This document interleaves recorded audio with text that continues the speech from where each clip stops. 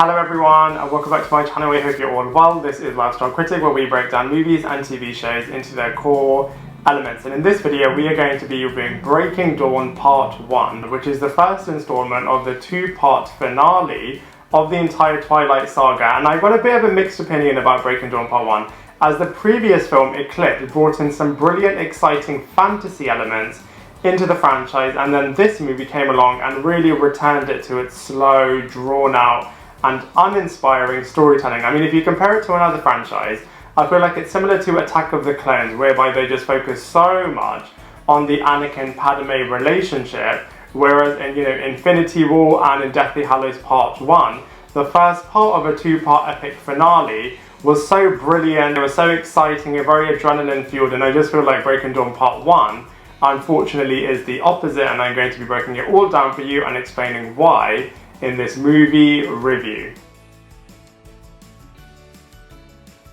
So from a storyline point of view, it was just so padded out and literally just involved Bella and Edward's wedding, honeymoon and pregnancy. Now whilst the locations that these characters go to are absolutely incredible, it just felt like a really slow soap opera than a really epic fantasy movie. That being said, it does do what it needs to do in order to allow the second part to just jump straight into the action and be a really epic conclusion to the Twilight Saga, but ultimately it just meant that the first part, unfortunately from a storyline point of view, was just not that impressive.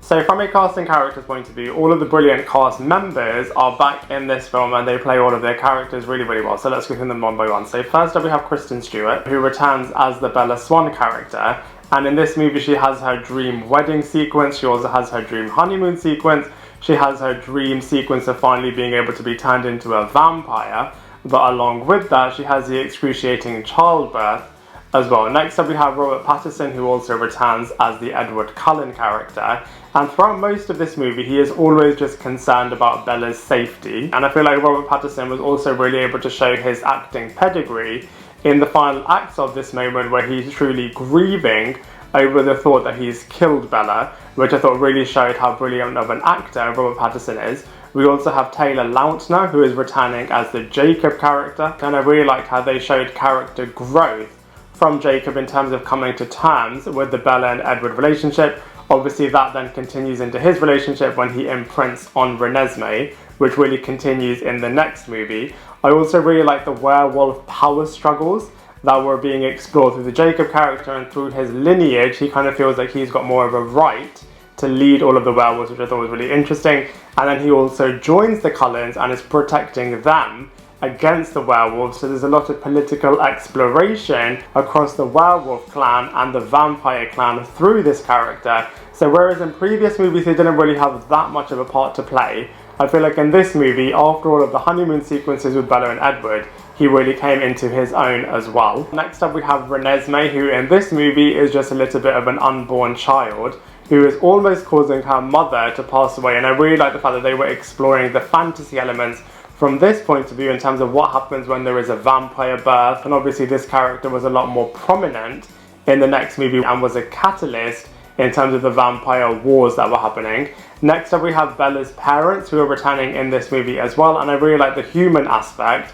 of them kind of giving away their daughter to the Cullen clan. We also have Ashley Greene and Nikki Reed returning in this movie as well, and you also get to see the family aspect of the Cullen household in both the wedding sequences and what they're going to do with the childbirth and the different perspectives that the Cullen clan have on that matter as well. So overall, from a cast and characters point of view, this movie is actually pretty awesome.